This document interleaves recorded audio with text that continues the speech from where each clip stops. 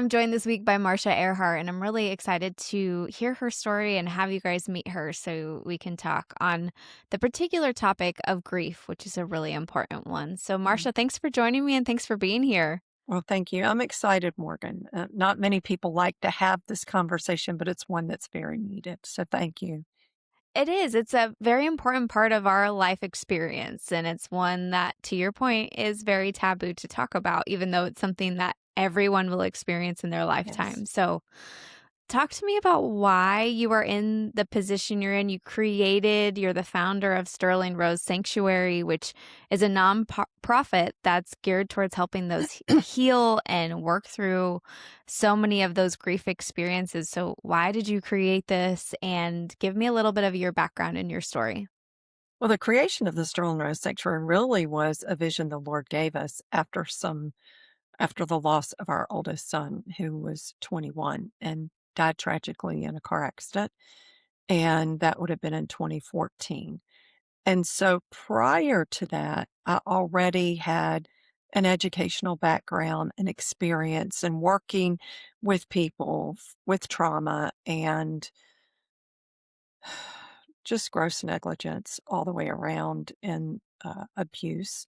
So I had worked with many women and children who had been physically, spiritually, emotionally, as well as sexually abused throughout their life, and men as well. So that was kind of my prior to 2014. And after my son passed, and we were in this valley walking in it, the Lord said, I want you to transition and become a life grief trauma, brain, mental health coach. And I've been doing all these things. And I want you to get your mediation certification because my son was going to be an attorney. And I was gonna be the mediator for his law firm, and so I kinda thought, "Well, that's not gonna be necessary," and the Lord said, "Yeah, it is. It's very necessary to become certified." So, I did those things and stepped out in 2015 and started taking one class at a time to get my, you know, full certification and to transition into being a full coach, which I had always done counseling and coaching prior to that. And I still would say I do a lot of uh, that combined. But I think that a lot of people stay in counseling way beyond what they should. If you're coming in and you're in a place, then we start with where are you and where do you want to go? And what are you willing to get there? Which, if we're living this life, we need to have directed plan of moving through a course of action. So that's really the start of how I transitioned into coaching. And then in 2017, the Lord gave this vision for the Sterling Rose Sanctuary. And we were already doing a lot of it. We were meeting with people who had the loss of a child, a sibling, and grandchild. And Morgan, honestly, I think it grew out of the fact that when we had this unbelievable implosion in our own lives, there was nowhere for a family to go to stay intact, to have any resources. And the Lord saw that. And I think from seeing that, it was like, oh, then this is what you need to establish. And so we've been able to work with families and couples to help them have tools so that they don't further fray apart, but we want them to tether closer together so that Mm, they can have that solidity of their marriage and the relationship with their children. Because grief, as I think everyone who has experienced knows, it is very individual to the person walking in it. yeah, and to create a space where a family can walk through it together while also walking through it solo is a special Yes. place, and to Yes. provide that safe environment to do so, because much again, that you mentioned, everybody who's experienced it knows grief shows in all kinds of ways, and there Mhm. is no one path. Everybody has a different response to grief, and to have a safe area for that to live out how it needs to live Mhm. out is a really cool and unique experience for people who find themselves much like your family in a position that they were in. Well, and I think that as we have seen traditionally, many people who have a loss of a child, quite often the family kinda goes further apart because they don't know, "How do we do this?" They're overwhelmed individually, and then we're all together, or at least when we come around each other, if we don't learn to have the communication and the resources of those tools to implement, then the mental health becomes an issue as well for those within that. And we're seeing right now we're in a mental health crisis, and you hear people saying they want to be a part of the solution. I would say most people don't because Mm, they really do not understand that mental health, I think it's 96, 97% of the people with mental health problems, it is due to unresolved grief and trauma. But grief is a component of that trauma, and it has to be addressed as such. So, interestingly enough, when parents are facing the loss of a child and their children are facing the loss of a sibling, quite often the parents may not know how to attend to the needs of their children because they don't even know how to work with themselves into being able to get the resources and the tools. So we really do love to sit down with these individuals and help them realize that, yes, we're all going to grieve differently. But the beauty in this is that we can understand that what I need to be healing for me may be triggering to you, but it doesn't mean that we don't allow for what that person needs. We find a way we can incorporate it so mm, that everybody has the ability to heal, and we remove as much of the triggers to that trauma for each of the people, giving them context to now understand that because I don't want a picture on the wall doesn't mean that I don't love the person. It's just, it could be triggering me negatively and spiraling me emotionally in a hole. Whereas for you, it may be healing to look at that picture mhm. every day. Yeah, and such unique experiences, and y I'm hearing you talk about this, Marcia, and you mentioned the loss of both of your sons. How a lot of people say that things are born out of, the experiences that they have, and I'm sure that's part of your story, but walk me through how you're walking other families through this when you've faced such trials of your own to Right. experience such loss, and then you're repeatedly in grief. You're repeatedly experiencing it. So tell me about you because it makes you a really unique soul to be able to handle and do that. And I think that's an important piece to all of it. Well, I didn't mention, and just want your audience to know, our second son was murdered in 2019 with his girlfriend by an ex-boyfriend who flew into Florida to murder them and actually left their 6-month-old unattended, and she would have died. She was found 40 hours later along with them. And so, how does one go through what I would say you're asking the question, what I've gone through, and then be able to step in? Because I have been healed. And yes, we can be healed. I need everyone to understand that. And I do hear the stories every day of trauma, of the way a child or a sibling or a parent or a friend has passed. But I also hear the change when they are in the process of the healing, where they have been able to release that pain and the trauma.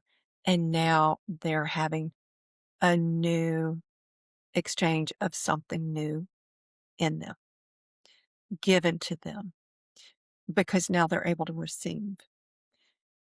And I don't hold that. I truly am a conduit that it goes through and beyond. If I did, I wouldn't be able to do this. I'm not some miracle person. I really abide. I have a very strong faith. So I stay in the abiding of the Lord because truly He is the healer.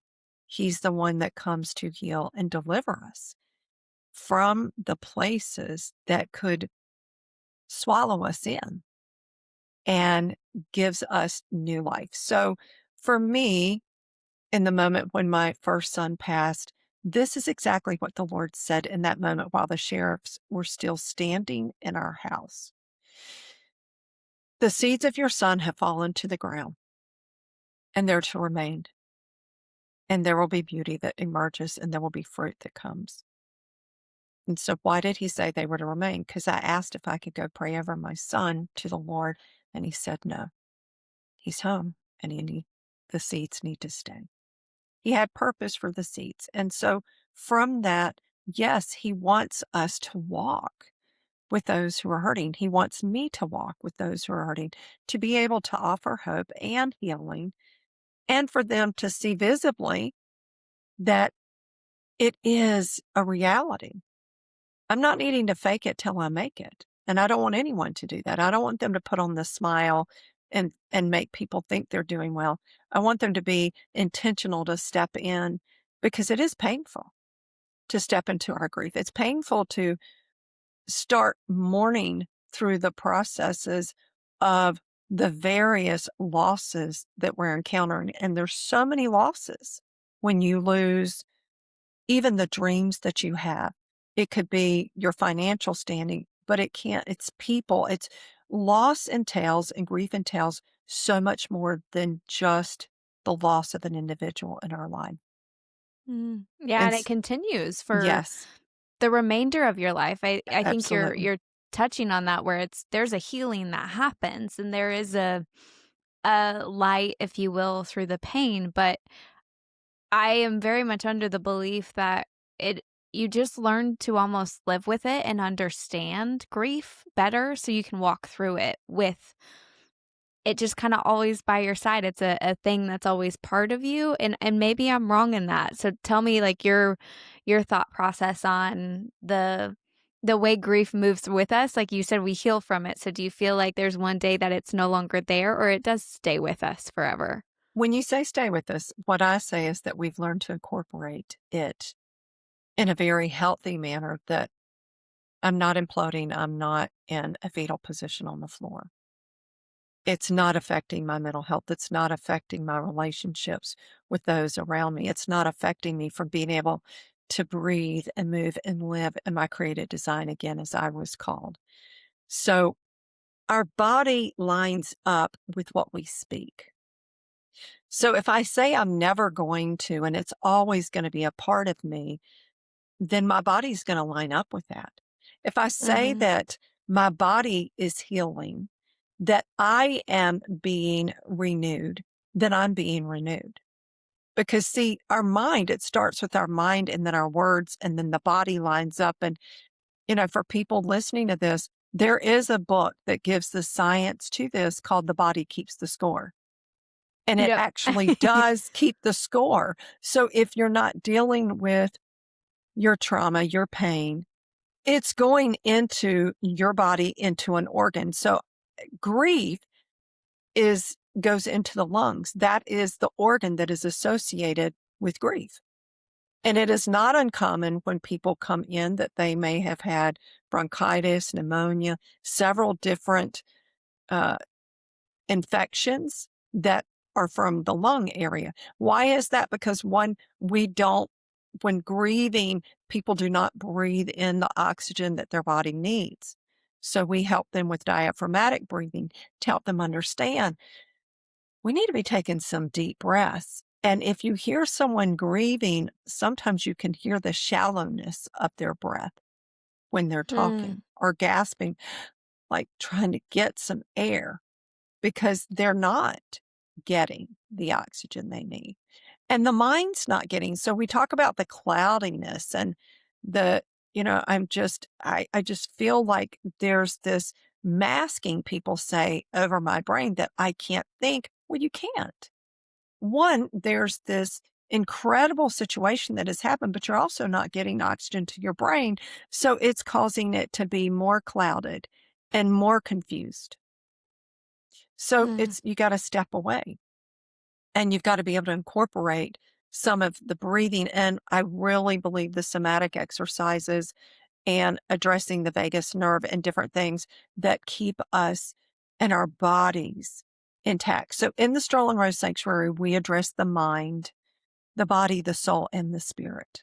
Because you cannot just heal one, and you could try, but the others are going to suffer. So we come in for healing on all four. And I love that you said that, the incorporation of it, because Yes. it's a much better way of saying it, to say instead of it always being with you. And it is, there's, when you talk about too the side to grief that comes with how people experience it on different levels. Like, I'm curious on the variety of grief, because I'm sure with your past experience and with what you see at the sanctuary that you've had different types of grief. So many people that walk through with different variations, and I want to know, is it dangerous? We use the word grief for a lot of things now. A Hmm. lot, and I'm guilty of it. Grief feels like the right word when the sadness is really hollow, and you feel like it's grief. But is grief the right word to be using for all these different variety types of things that happen in life than just, or is grief something that should just be associated with the loss of life, because loss of life is so profound? Well, I think the scriptures address that beautifully because we're going to lament, not grieve. Lamenting is a different aspect, meaning we're going to keep wanting that which was meant to be, but not that it has become a defining aspect of our life. We realize in many ways that our lives are flawed. There's broken, open things around us that are not healed. We're looking at a world right now that we're in a war. And so people can say they're grieving. They are grieving. They're grieving, but that grief really is a lamenting. There is a sorrow that we've entered this, but there's a lamenting that we want things to be restored. We want things to be made right. Now, it would be, to see the loss of life. One would be grieving to see the loss of dreams, the loss of what I thought life would be. That would be grieving. I think that we have kind of undersold grief in one aspect, that we haven't said to people, you have permission to grieve, because there are multitude levels of grief and when I say that, little griefs, just, wow, I really thought that was going to be my next job, my next I thought that was going to be, and that's not what it is. But I can step in this place and I can say, you know what? I can release that, but I can also give thanks and gratitude, which that's part of grief. We've got to know that grief has to have gratitude, that we can be thankful for what we did have, for what we are now becoming in this, what we are receiving in this, and for what will come.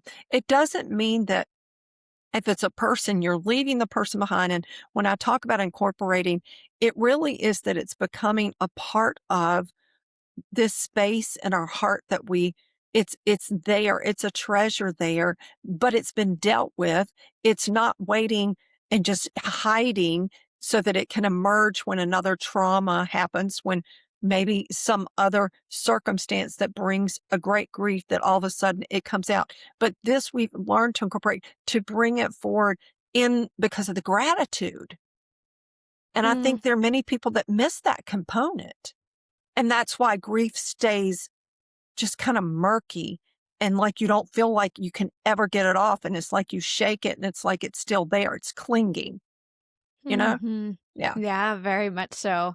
And I know it sounds crazy to think of the semantics of them and utilizing words, but I very much believe in nuance and just that we've learned with social media to use a lot of terms kind of willy-nilly, like it doesn't have Mhm, meaning behind it, and mhm. I think it does. And that's why I think episodes on grief are important because it's reminding people that it's a necessary feeling and it's one that a lot of people experience, which is why I think the work you're doing is also so important. So, I know it feels crazy to ask about the variety of grief and how they all fold out in the larger scope of things, but it's to me it matters. To me it matters to know if Absolutely. it's if we're walking through the right lines, if we're experiencing things in the way that we should, and asking those questions is important to me. So thank you for Well, even with you getting entertaining. married, it's okay to grieve that you're going from singleness to, and someone goes, "What do you mean?"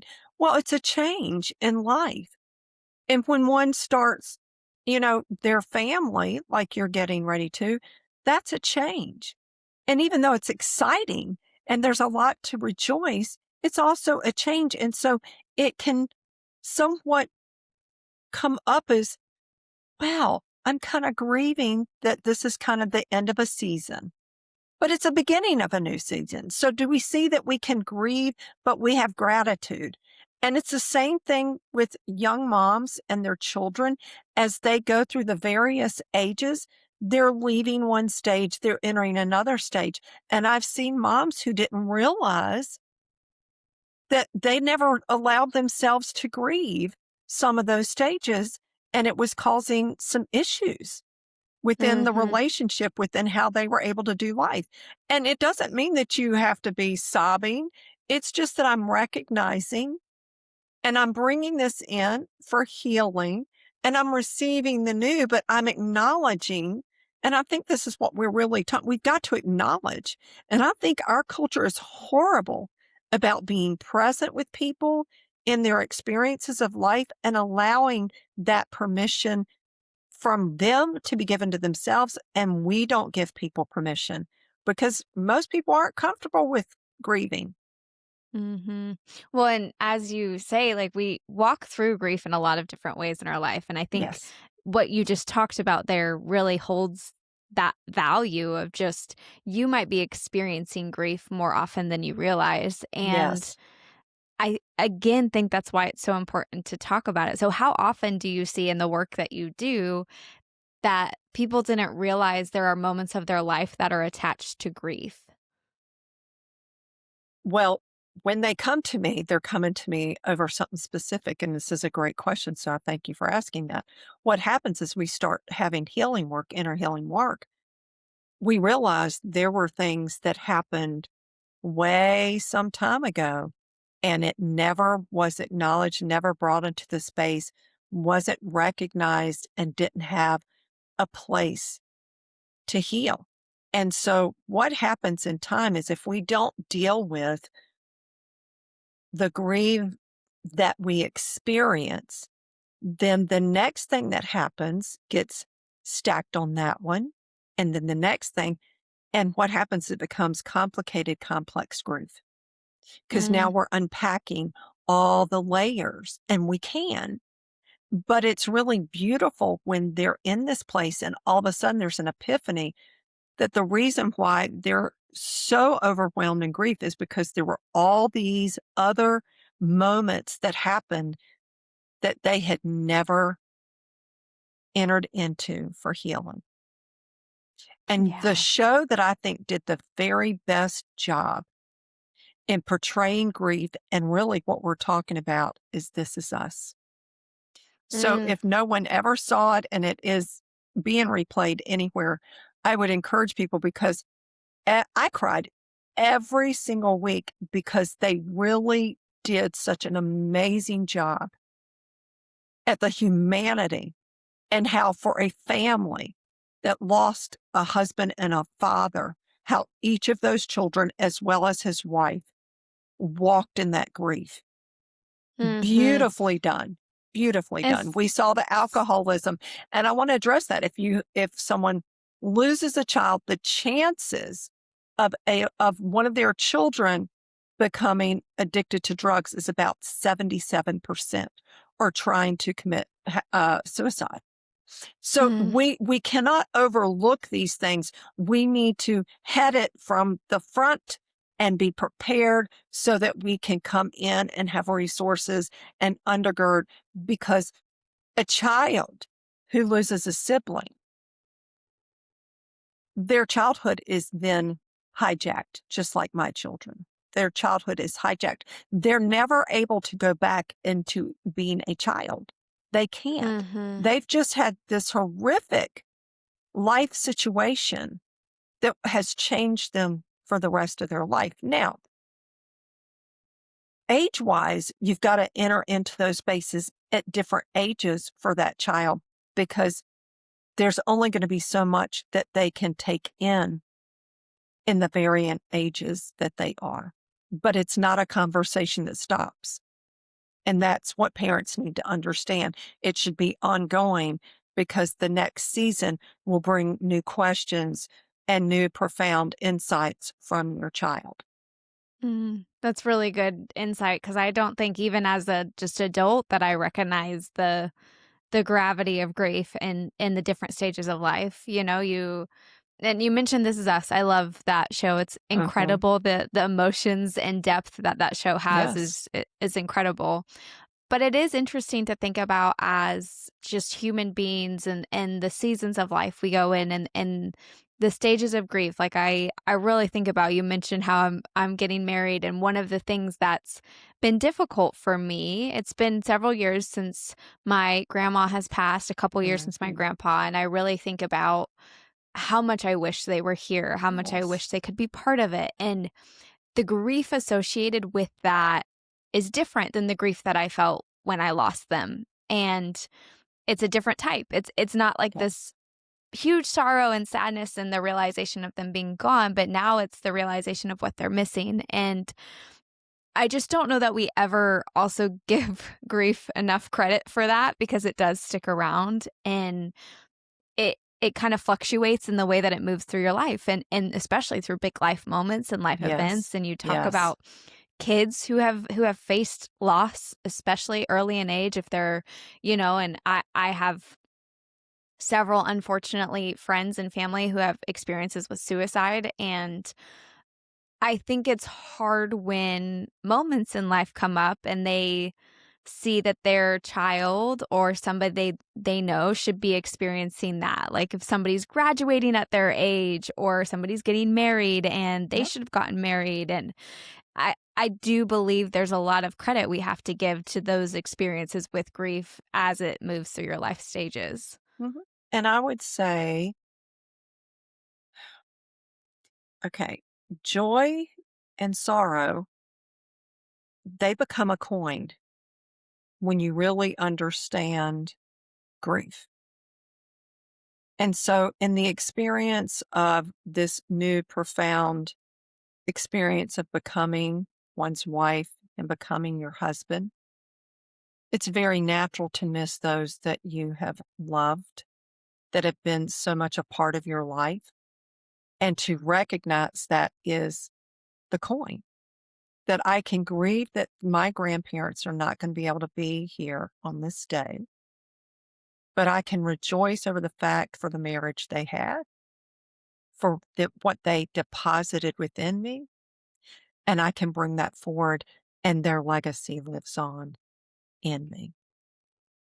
And so we this is why I'm saying we incorporate it with us, because that's the grief. We will always have things that we're going to grieve,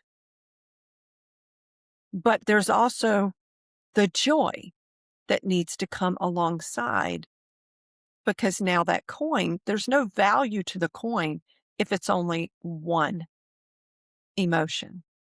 But the Mm, value is that there's two emotions that we were created to hold and to live and to beautifully be able to ride that wave and to stay afloat.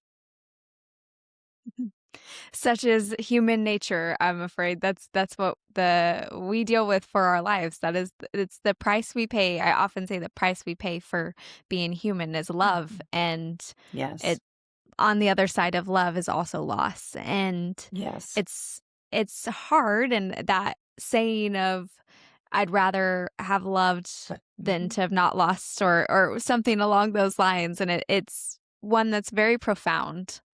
Yes, I'd rather have loved than to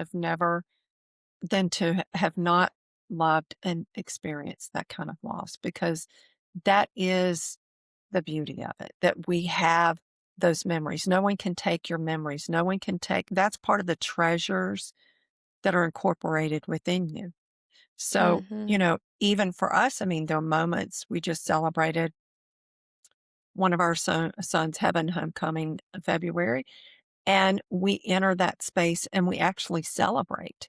We celebrate their days that they were taken out, because that was a celebration, because they were believers, they're home, and we celebrate. We go and have their favorite meal. We do something in memory of. We talk about, we have these shared experiences. And are there tears? Sometimes, yes. And that's okay. But they're tears of, yes, we so miss, and that they can't be here, but we're going to celebrate. And then we go back to the joy and the thanksgiving that we had them, for the relationship, for the deposits that nobody can take from us. Mm. Yeah, and that's a beautiful way to continue their memory. I really enjoy when I'm speaking to somebody who has experienced a loss, and I like to ask them their favorite memories or their favorite things about that person, because I don't want Mhm. them to assume because they're gonna tell me that they lost them that I don't want to know about them. I still want to hear what that life was like, even if they're no longer on this earth with us, and it's an important thing, I think, to do as supporting people through grief as well, is to Yes. give them the space to share the stories and the lives that they had. I think that's a part of remembering them. And I love that. And it is. And you're very unusual, because most people do not recognize the essential aspect of the importance of that. I will never forget, I think it was in 2016, I was at the American Association of Christian Counselors and Coaches, and I met Norman Wright, and he's a writer and amazing on grief and just a multitude of things, marriage. And he saw a picture of my son. Someone had given me this beautiful necklace, and it had a little picture of my son. And he asked me, he goes, "Is that your-" and I said, "Yes." And he said, "Did you?" I said, "Yes, we lost him." He goes, "Could you tell me about it?" I'd never had anybody do that. And it was so perfect, because I thought, this man understands loss. He understands the grieving. And he had had his own losses of a child, Mm, and later lost another child. And so, again, for you to understand that, you've entered a place that is very unusual, because most of the time people have to come to that based on a very raw, and you did lose your grandparents, so they're still part of you. And to have someone ask you, "I'd love to know, like, your favorite memory of your grandma, your favorite memory," because they're still with you. mhm. And And yeah, because of that, if you're open to sharing, I would love to hear maybe your favorite story or your favorite memory about both of your sons that you lost. I think that's a important thing to hear in this moment. my oldest son, Sterling, was just so intentional and so contagious, and just loved life, came out embracing everything about life. And I would just have to say, day to day, I just loved our time. But we would get in the car. We loved music, and we would put the music on, and we would put it loud, and we would go drive around and just have the best time. And we would sing, and we would just have, I mean, we would unpack stuff. He was very emotionally intelligent. And so we had the most incredible. So I miss those moments because life had this infusion that was Sterling style. Mm, And that's what I'll say. And my second son, Mark, we had a whole different kind of relationship because Mark was just very good with his hands and very talented and just, again, very people oriented. But I think really one of my favorite times with Mark was later in life because we adopted Mark. Mark really struggled with being able to be received because he didn't ever felt loved and received. His mother actually walked in and gave him up at 4 years old or 5 years old. So he knew her. So wow. there was so much of the pain that resonated with him. But right before the last year that we had with him at Christmas, we had the most sweetest time. And he really shared some things, and we cried and we laughed at our dinner table on Christmas Eve. And our whole family was there, but it is a favorite memory because within 3 days, he had his firstborn son. And just to see how excited but transformed, and it's kind of like all those things that we had been talking to him and telling him, all of a sudden, he got it. And he could see that love for a child just comes naturally, and it doesn't Mm. have to be by a biological parent. So that was just, I mean, thank you for asking. Well, what a beautiful moment to have with him before you did lose him Yes. to know that he was loved, that he Yes. finally got to have that moment of like that gives me chill bumps just to think about that feeling that he was having and how cool that he got to experience that. And thank you for sharing. It was fun to watch you light up talking about them Yeah. because I'm sure there was a time in your life where talking about them did not make you light up and now you get to and I Mm, think that's a beautiful place of where you are. yes. And and that was also to show people who are listening that there are moments where you can and maybe you're not in that place yet, but there will be times where you can look back and smile and it's a cool moment to look back on rather than one that just brings you sadness and it's so tough and grief in general I applaud you for speaking on it, for walking people through it. It is one of the toughest things we face in our life and I don't know if there's anything else you want to add before we wrap up that is heavy on your heart. I typically end podcasts with a piece of advice or it's inspiration or a subject if we didn't touch on it that you feel called to talk about.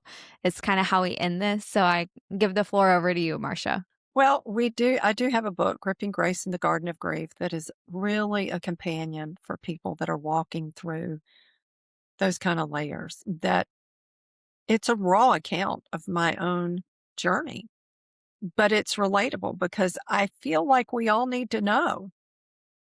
It's not just this, "Oh, I've arrived." There is a process in it, and just kinda like what we talked about here, being open and honest and transparent of the journey and not just putting on a face to be around your friends and at work, because this is what we are gonna face throughout our life, our losses. So, we need to be able to give permission and then walk in it. And then secondly, if people really resonate and they want to see us be able to do more of what we're doing, they can support us. We are right now in a capital campaign to actually have a healing center here in Florida for people to come to for healing. Oh, I love And that. yes, and we are so excited.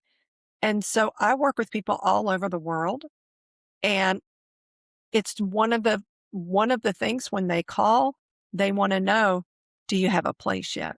And so this is for individuals, not in a group setting. This is for people to come individually for their healing, because you can do a group setting later, but there needs to be some very intentional time just with you, because that's Mm. important. We wanna focus on the person and the persons in a family. that really need our time and our attention to love on them and to walk with them. So, and I want everyone to know they can too, no matter what their losses and the trauma that they've experienced, they can breathe and move and live again. Well, I love hearing that because I think there's a lot of people that are crippled by grief in our Yes. lives, and oftentimes we don't know about it.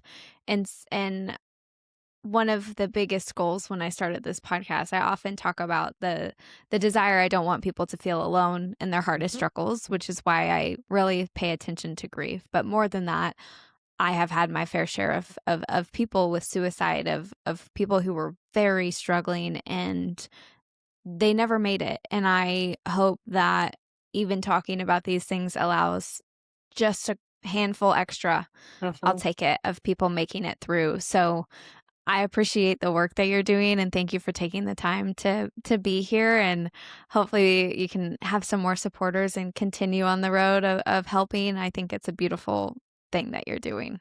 Well, thank you, honey. I appreciate the opportunity being here today.